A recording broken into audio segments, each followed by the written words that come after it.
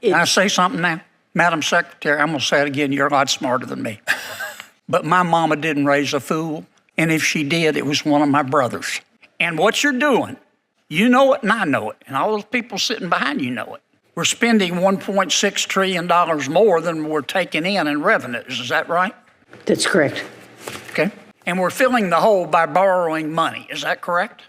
That's correct. Now, if you personally were borrowing money, would you rather pay 5.4% interest or 4.4% interest? The less the better. Ma'am? The less the better. Okay. Then why aren't you doing that with federal borrowing? Well, in federal borrowing, our objective is to issue at least cost over time and not to try to time the market. Yeah, but you are timing the market. You issued a press release back in November that you were going to try to time the market. I mean, right now, you can issue 3-month treasuries at roughly 5.4%. Yes. But you could issue a 10-year treasury note for 4.4% and save, let me just finish, and save the taxpayer a lot of money. And then last November, you issued a press release. You said, we're going to start borrowing more short-term debt than we normally would. At the beginning of 2023, our short-term debt was about 15%.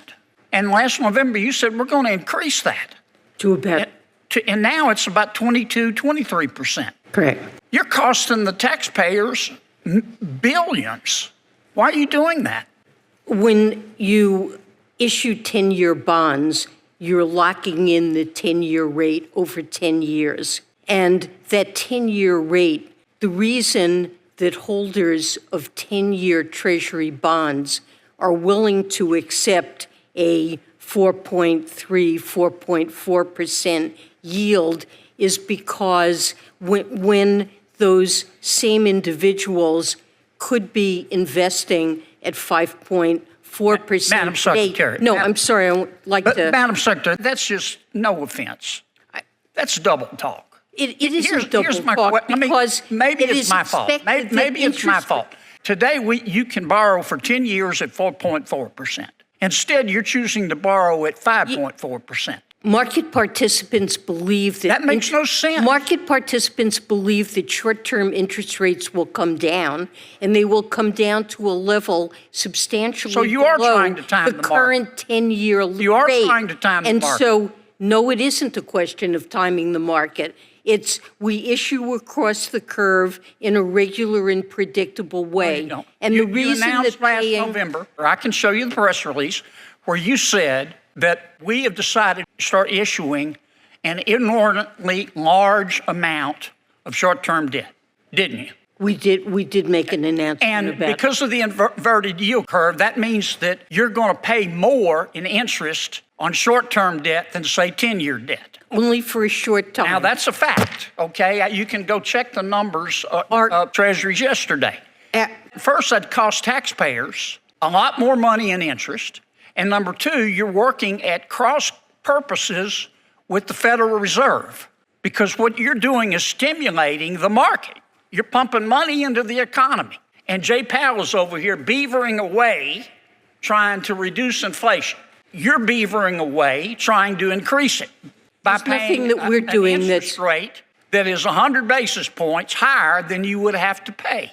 And the only reason I can figure that y'all are doing that is to try to give the economy a sugar high 5 months before an election. Why else would anybody want to borrow at 5% when you can borrow at 4%? Well, there is a good reason that investors are willing to accept just over 4% on a 10-year Treasury bond when they can earn 5.4% on a one-year Treasury bill. I'm not worried about the investor. Well, I'm not worried about the investor. I'm worried about the taxpayer. It's the same logic. And let me ask you again, because I'm going to run out of time. And look, you're smarter than me. I know that.